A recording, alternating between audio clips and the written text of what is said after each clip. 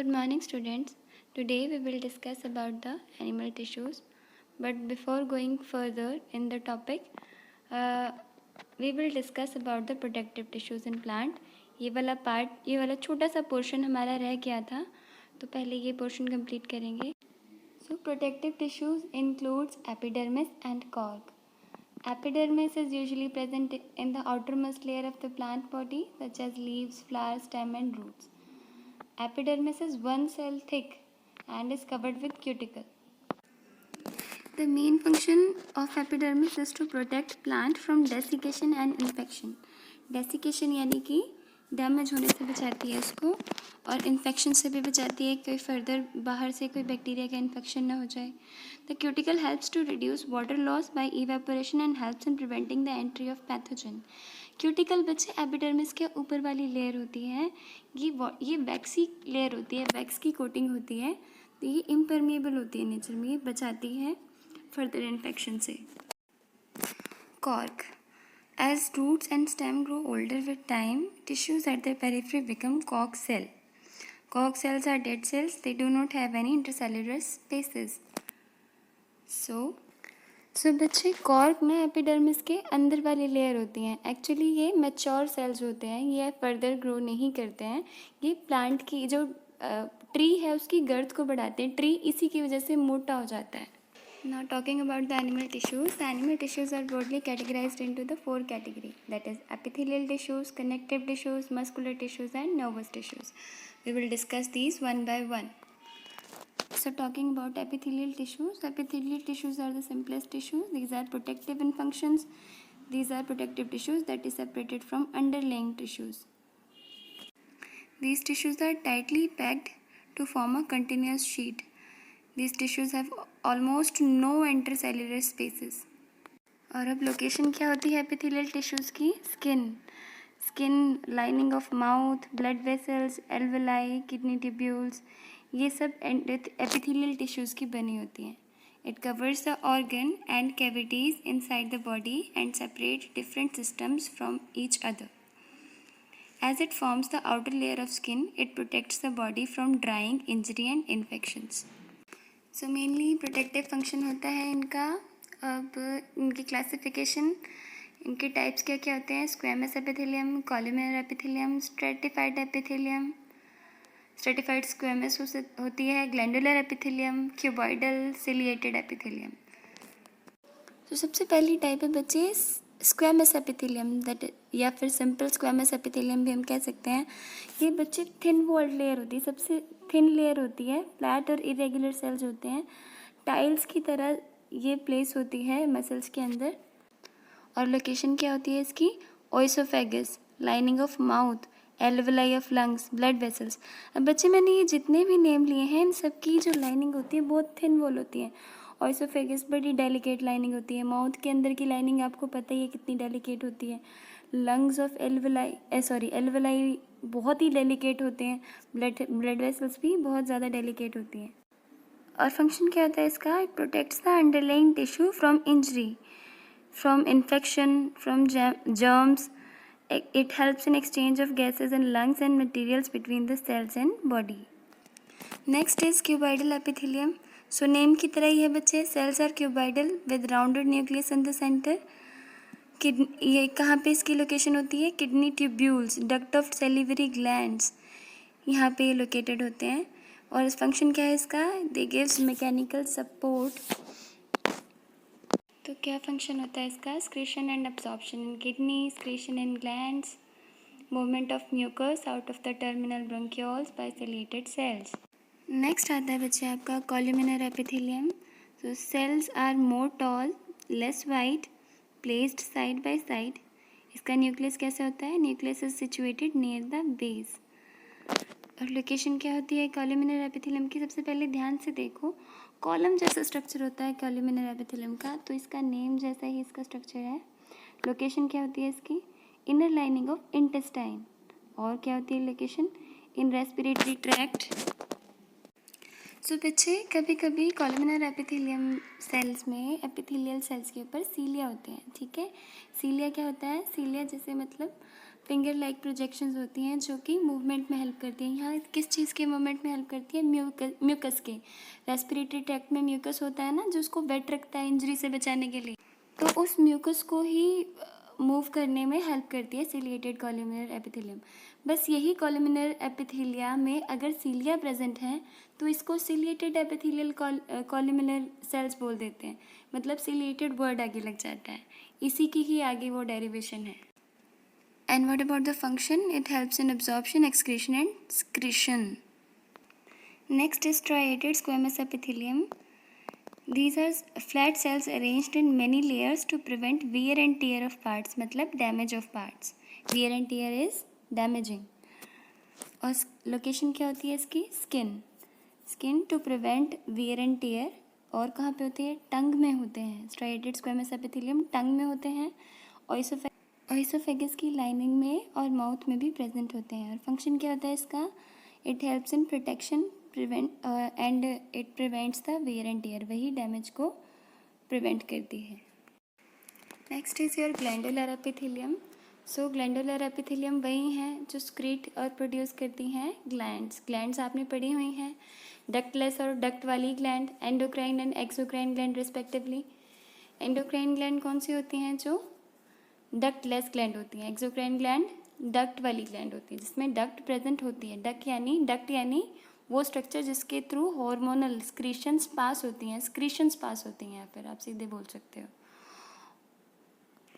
कोई भी epithelial cell जब फोल्डिंग्स में कन्वर्ट हो जाता है, जब वो नीचे को फोल्ड हो जाता है ना, तो वो ग्लैंड का रूप ले लेता है, उसी को ही ग्लैंडुलर एपिथेलियम बोलते हैं। Now talking about the connective tissues. Connective tissues are those tissues which connects various tissues together in any organ।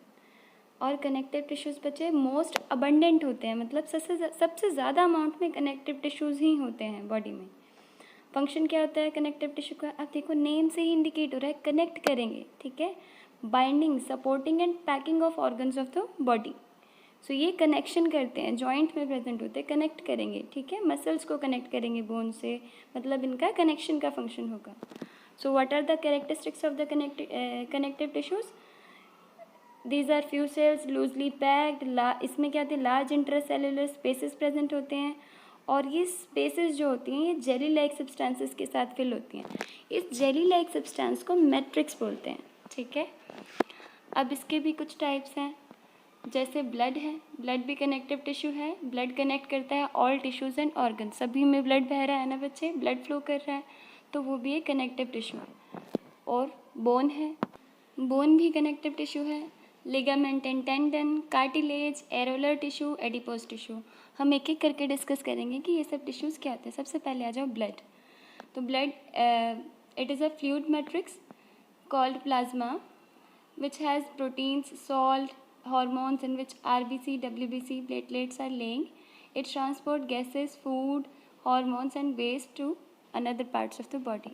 ये तो आपको पता ही है, ब्लड इन सब चीज़ों का ट्रांसपोर्ट करता है। ब्लड में मैक्सिमम चीज़ क्या होती है? प्लाज्मा होती है, ठीक है। नेक्स्ट है बच्चे bones. Bones forms the skeleton that supports body and anchors muscle.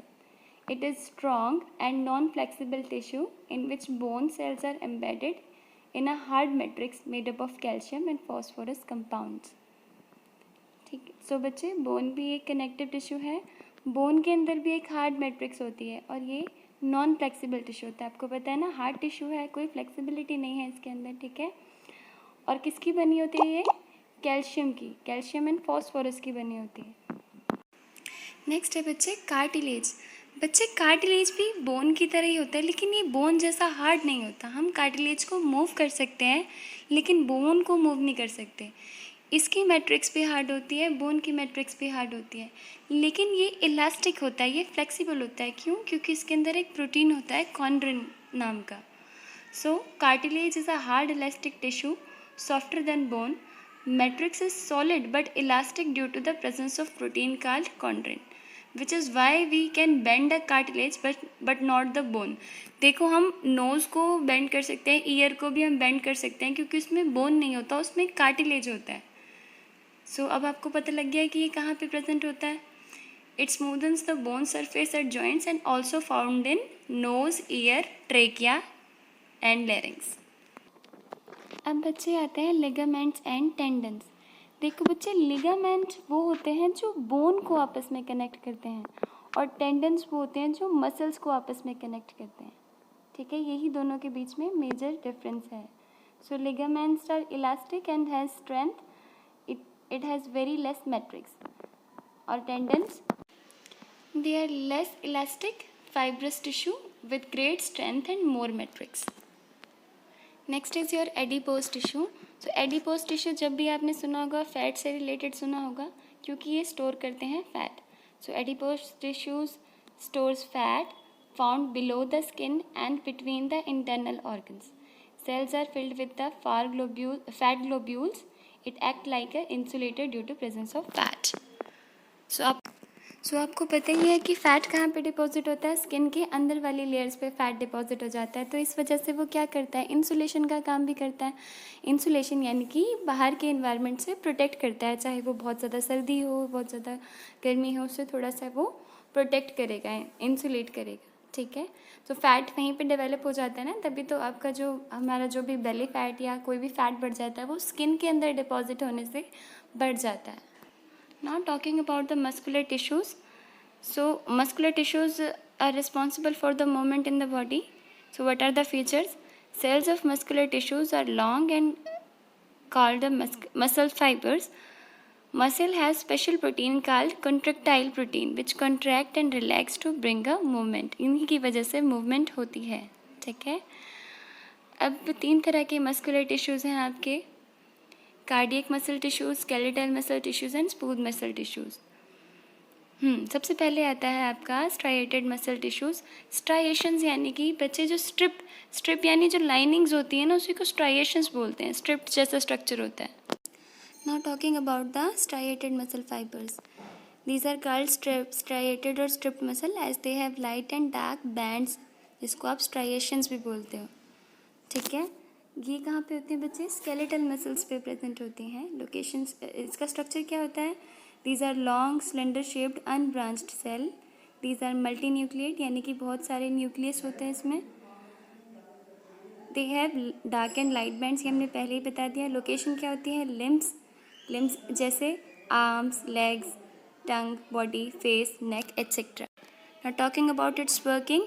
So it contracts quickly but can't remain contracted for a long time. So get fatigued. मतलब बहुत टाइम के लिए कॉन्ट्रैक्ट नहीं रह सकती, कुछ टाइम के लिए कॉन्ट्रैक्ट हो सकती हैं और क्विकली कॉन्ट्रैक्ट कर जाती हैं, लेकिन ज़्यादा टाइम के लिए कॉन्ट्रैक्ट नहीं हो सकती क्योंकि तब ये फटीग में आ जाती हैं, थक जाती हैं. Next is your unstriated muscle fibres. As they do not have light and dark bands, इसलिए अनस्ट्राइएटेड मसल्स. स्ट्रक्चर कैसा होता है इनका, स्पिंडल शेप्ड होते हैं ये सेल्स. यूनिन्यूक्लिएटेड यानी कि सिंगल न्यूक्लियस होता है इसमें. Fibres arranged in forms of sheets. Dark and light band absent होते हैं. लोकेशन क्या होती है इनकी, uterus, bronchi of lungs, alimentary canal wall, blood vessels. Working क्या होती है इसकी, ये कॉन्ट्रैक्ट करते हैं slowly but can remain contracted for long. So don't get fatigued और टायर्ड. ये बहुत ज़्यादा देर तक कॉन्ट्रैक्ट रह सकते हैं और फटीग नहीं होता इनमें, टायर्ड नहीं फील करते हैं muscles. Next is your cardiac muscle fibre. तो word cardiac is always related to heart. तो कार्डियक मसल फाइबर इसका मतलब कहाँ पे होंगी, ये हार्ट के अंदर होंगी. ठीक है, so this is the structure in between striated and non striated muscles. ये बीच का स्ट्रक्चर, बीच की होती है मसल्स. स्ट्राइएटेड और नॉन स्ट्राइएटेड के बीच में इंटरमीडिएट होती हैं. ठीक है, और ये इनवॉलेंट्री होती है. इनवॉलेंट्री जो हमारे कंट्रोल के अंदर नहीं आती. These muscles show rhythmic contraction and relaxation throughout the life and pump blood. तो स्ट्रक्चर कैसा होता है इनका, short cylinder shaped branched cell होते हैं. यूनी न्यूक्लिएटेड होती है यानी कि सिंगल न्यूक्लियस होता है इसमें. फेंट डार्क और लाइट बैंड इसमें प्रेजेंट होते हैं. और लोकेशन क्या होगी इसकी, ऑब्वियसली हार्ट. वर्किंग कैसे होती है इसकी, contract quickly and rhythmically. Therefore, do not get fatigued or tired. Now talking about the nervous tissue. Cells of nervous tissue are called nerve cell or neurons. Many nerve cells are bound by connective tissue to make a nerve. Function क्या होगा इनका, these are highly specialized tissue that helps in transmitting stimuli from one place to another place in body.